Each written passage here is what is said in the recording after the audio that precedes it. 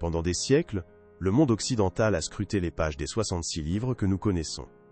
Mais loin des bibliothèques de Rome et d'Athènes, dans le silence des hauts plateaux d'An, Éthiopie, une vérité a été gardée, protégée du temps et des hommes. Une vérité si profonde qu'elle pourrait redéfinir notre compréhension de la mission laissée par le Christ. Et si tout ce que nous pensions savoir sur les disciples était incomplet, si le Christ n'avait pas seulement laissé des enseignements mais une lignée, non pas une descendance de sang, comme certains récits modernes aiment à le suggérer, mais quelque chose d'infiniment plus puissant, une succession spirituelle, une chaîne ininterrompue de gardiens choisis après la résurrection pour veiller sur les plus profonds secrets du royaume de Dieu. Cette idée n'est pas une fantaisie. Elle est murmurée dans des textes anciens, des écrits que les premiers pères de l'aile, Église, ont jugés trop dangereux pour le croyant ordinaire. Pourquoi une telle connaissance aurait-elle été scellée? Quelle puissance contenait cette alliance cachée, pour qu'on cherche à l'effacer de l'histoire, la condamnant à un oubli de près de 2 millénaires? Si vous avez toujours senti qu'il y avait une dimension plus profonde aux Écritures, une vérité qui se cache juste derrière le voile du visible, alors ce que nous allons explorer ensemble aujourd'hui est pour vous. Car cette lignée oubliée n'a pas disparu. Ces échos résonnent encore, même dans nos évangiles, pour ceux qui ont des oreilles pour entendre. Avez-vous déjà remarqué ce silence troublant dans les récits bibliques? Le livre des Actes nous montre la naissance explosive de Braph, Église, portée par la puissance des apôtres. Mais après leur martyre, un voile semble tomber. L'histoire nous parle de leurs successeurs, les évêques et les pères de Dieu tels, Église, mais la Bible elle-même reste étrangement discrète sur la transmission directe de l'autorité spirituelle la plus profonde. C'est comme s'il manquait un chapitre. Pensez à cette parole énigmatique du Christ dans Évangile de Luc au chapitre 12 verset 32. « Ne crains point, petit troupeau, car votre Père a trouvé bon de vous donner le royaume. » Pendant des siècles, on nous a enseigné que ce petit troupeau représentait tous les croyants. Mais s'il en était autrement, et si Jésus s'adressait à un cercle restreint, un groupe choisi au sein même des disciples, à qui une alliance différente était offerte? Ce n'est pas une hérésie mais une question qui sommeille au cœur des Écritures. Si les 12 apôtres avaient pour mission de bâtir Église visible, celle des foules et des nations, qui était donc chargé de protéger son cœur invisible? Qui devait garder les mystères que le monde n'était pas encore prêt à recevoir? Cette idée change tout. Elle suggère l'existence de 2 missions, parallèles mais distinctes, nées du même Messie. L'une était destinée à être criée sur les toits, l'autre à être murmurée de maître à disciple, dans le secret. Une lignée non de sang mais d'esprit, chargée de préserver la flamme la plus pure du royaume. Et la preuve de leur existence ne se trouve pas là où tout le monde a cherché, mais dans les paroles mêmes d'un apôtre qui semblait en savoir bien plus qu'il n'osait là écrire. L'apôtre Paul, dans sa première lettre aux Corinthiens, parle d'une « sagesse de Dieu, mystérieuse et cachée », que Dieu, avant les siècles, avait destinée pour notre gloire. La plupart des théologiens y voient une référence à Évangile lui-même. Mais des textes comme l'Apocryphon de Jacques, retrouvé près de Nag Hammadi en Égypte, racontent une toute autre histoire. Ce texte prétend contenir un enseignement secret donné par Jésus à Jacques et à Pierre après la résurrection, des paroles qu'il leur a été ordonné de ne pas écrire immédiatement. Imaginez cette scène, le Christ ressuscité, non pas devant les foules mais dans l'intimité, confiant des secrets trop profonds pour le monde. Ce n'est pas une contradiction des évangiles, mais une couche plus profonde de la révélation. Pensez à Al-Kili Case, évangile de Jean, le plus mystique de tous. Il se termine par cette phrase étonnante. Jésus a fait encore beaucoup d'autres choses. Si on les écrivait en détail, je ne pense pas que le monde même pût contenir les livres qu'on écrirait. Et si certains de ces livres avaient été écrits, mais pas pour le monde? S'ils étaient destinés à ce petit troupeau, cette lignée de gardiens? Cela éclaire d'une lumière nouvelle les avertissements de Paul contre les vaines philosophies et les traditions des hommes. Il ne combattait peut-être pas seulement les hérésies païennes, mais protégeait aussi une vérité intérieure d'une divulgation prématurée. Le silence des premiers pères de l'Église sur ces sujets devient alors assourdissant. Des hommes comme Origène d'Alexandrie ou Clément parlaient ouvertement d'un niveau de connaissance supérieur, réservé aux croyants les plus mûrs, une sorte de gnose chrétienne, authentique. Mais avec la montée en puissance de leur Église au sein de l'Empire romain, cette distinction devint dangereuse. Pour unifier la foi et la rendre accessible à des millions de nouveaux convertis, il fallait un message simple, clair et universel. Les mystères furent mis de côté. Non pas parce qu'ils étaient faux, mais parce qu'ils étaient trop puissants. Une flamme si intense qu'elle risquait de brûler les mains non préparées. Ainsi une vérité a été scellée, une alliance a été oubliée, des écrits ont été écartés non par malveillance mais par prudence.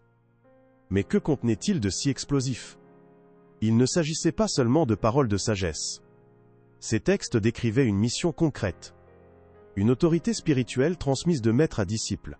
Un pouvoir de lier et de délier non seulement sur terre, mais dans les sphères célestes. Une lignée chargée de veiller sur quelque chose de bien plus précieux que des reliques ou des doctrines. Mais sur quoi veillait-il exactement? La réponse se trouve cachée dans le plus ancien symbole du christianisme.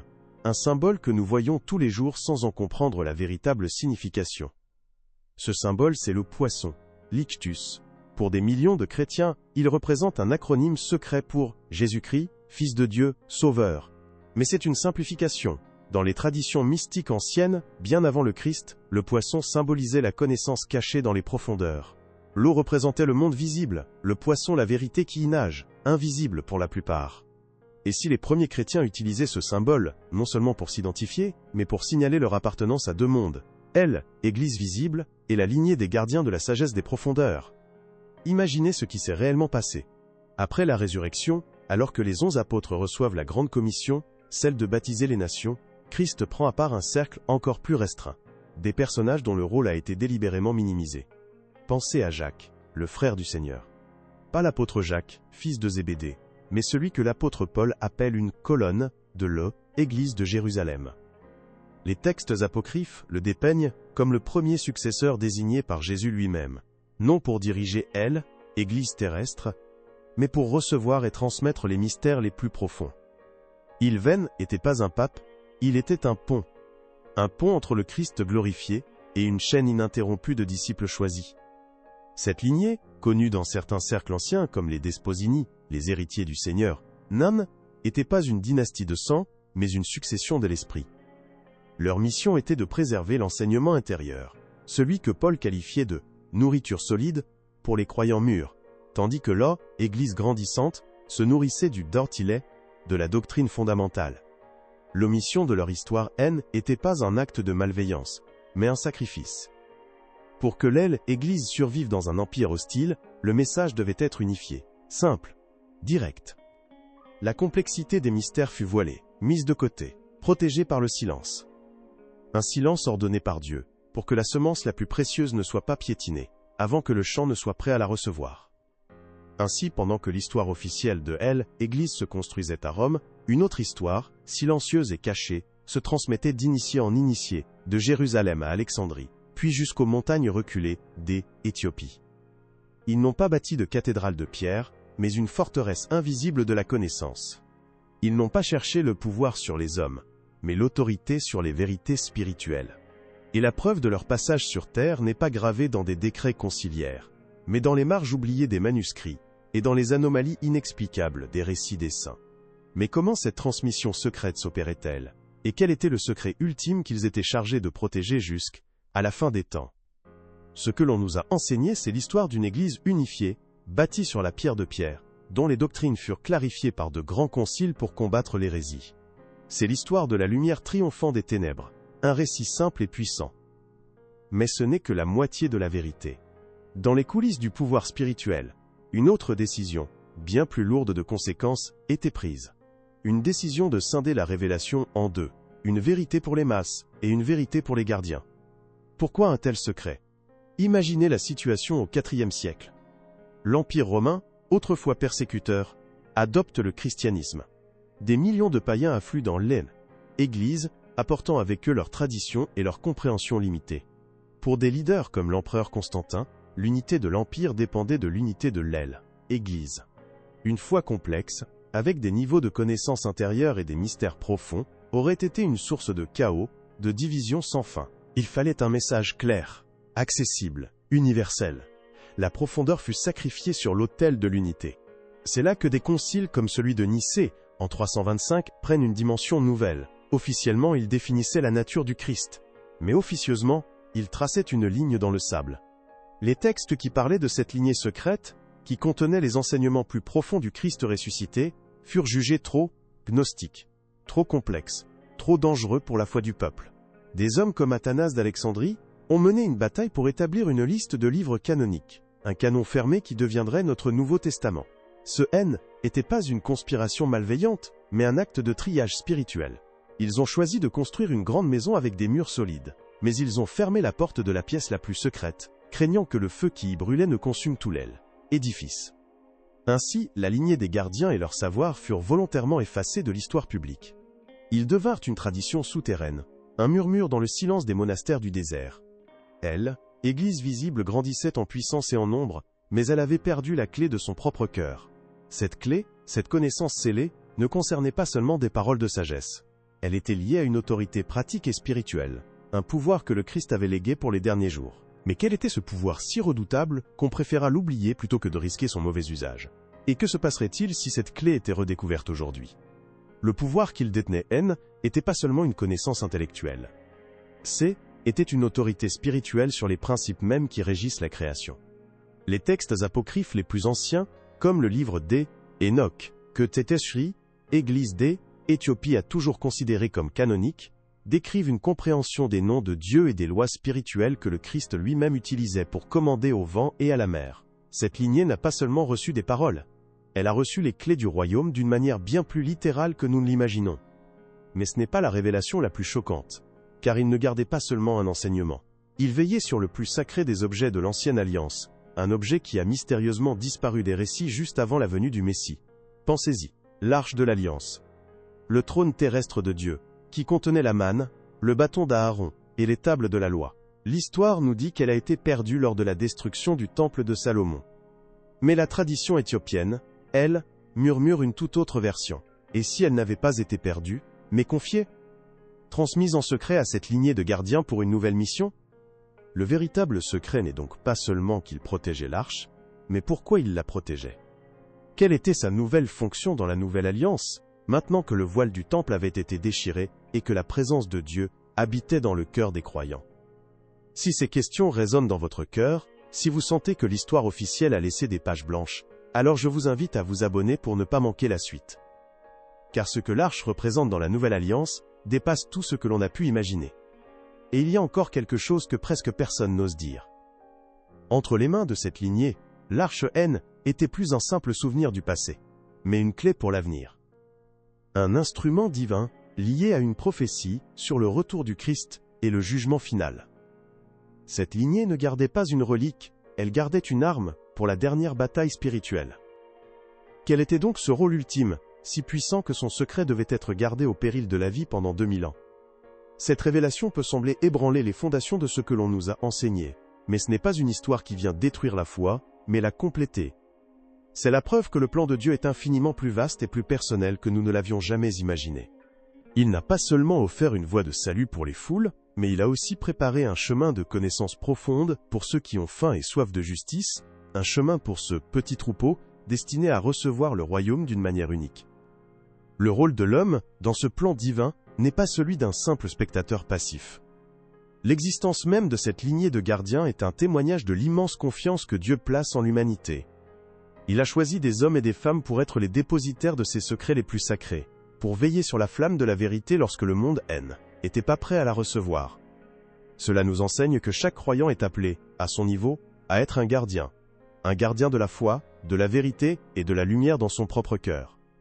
Cette connaissance cachée n'est donc pas une menace. Au contraire, elle est une invitation. Une invitation à aller plus loin, à creuser plus profondément, à comprendre que notre foi n'est pas un livre fermé, mais une carte au trésor où des mystères attendent encore d'être découverts. Elle nous rappelle que l'Esprit Saint, qui a guidé cette lignée secrète à travers les siècles, est le même Esprit qui nous parle aujourd'hui, nous poussant à chercher, à frapper et à demander. Si vous ressentez cet appel à une compréhension plus profonde, sachez que vous n'êtes pas seul. C'est un écho de l'appel originel. Ainsi, la question la plus importante n'est plus seulement de savoir ce que ces gardiens protégeaient, mais pourquoi maintenant cette connaissance refait surface. Qu'est-ce que Dieu prépare pour notre génération? L'arche de l'alliance entre leurs mains, n'était pas une relique du passé, mais une promesse pour l'avenir. Une promesse dont le sceau est sur le point d'être brisé. Et le secret qu'elle contient est la clé pour comprendre non seulement le retour du Christ, mais le rôle que chaque véritable croyant est destiné à jouer dans l'acte final de l'histoire humaine. Le secret ultime, le pouvoir si redoutable que cette lignée a protégé au péril de sa vie, n'est pas ce que vous croyez. L'arche de l'alliance, entre leurs mains, n'est pas une arme de guerre destinée à anéantir des armées. C'est une arme de vérité. Son rôle final, pour lequel elle a été préservée pendant des millénaires, est d'être le témoignage final de Dieu devant un monde sur le point d'être jugé. Imaginez, à l'heure la plus sombre, Lorsque l'humanité aura rejeté toute vérité, cet objet sacré, la preuve tangible de l'alliance de Dieu, sera révélé. Ce ne sera pas pour détruire, mais pour accuser. Pour présenter au monde entier les tables de la loi, la norme parfaite de Dieu que nul n'a pu respecter, comme un dernier appel silencieux et terrible à la repentance. Cette révélation change tout. La lignée des gardiens N n'était pas simplement une société secrète de mystiques. Ils étaient les dépositaires de la pièce à conviction finale du grand procès de l'humanité.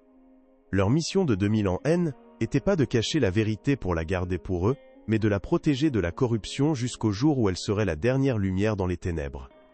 Le silence des pères de la Calais Église, la mise à elle, écart des textes, tout cela faisait partie d'un plan divin pour préserver cet instrument prophétique pour le moment exact où il aurait le plus grand impact. Il ne gardait pas un trésor du passé, il veillait sur la clé du jugement à venir. Mais voici la vérité la plus glorieuse, celle qui scelle toutes les autres dans la lumière de l'Évangile. Lorsque l'arche sera révélée, elle exposera le péché du monde. Elle montrera l'impossible standard de la sainteté de Dieu. Mais son couvercle, le propitiatoire, le trône de la miséricorde, rappellera une chose encore plus grande. Il témoignera que le sang d'un sacrifice a déjà été versé non pas sur un objet d'or, mais sur le bois de la croix. Le rôle de l'arche n'est pas de condamner sans espoir, mais de créer une soif mondiale de grâce. Elle est le miroir qui montre notre imperfection pour que le monde entier se tourne enfin vers la seule perfection qui puisse nous sauver, Jésus-Christ, l'agneau de Dieu. L'arche révèle la loi. Christ est l'accomplissement de la grâce. L'histoire de cette lignée oubliée n'est donc pas une simple curiosité historique. C'est un message pour nous, aujourd'hui. Le fait que cette connaissance refasse surface maintenant n'est pas un hasard. C'est un signe des temps. Cela nous rappelle que le plan de Dieu est toujours en marche, dans le visible comme dans l'invisible. Le plus grand secret n'est pas de savoir où l'arche est cachée, mais de comprendre pourquoi son histoire nous est révélée maintenant. C'est un appel à approfondir notre foi, à devenir nous-mêmes des gardiens de la vérité dans un monde qui l'oublie, et à préparer nos cœurs, non pas pour la révélation d'un objet, mais pour le retour glorieux du roi, à qui cet objet a toujours rendu témoignage.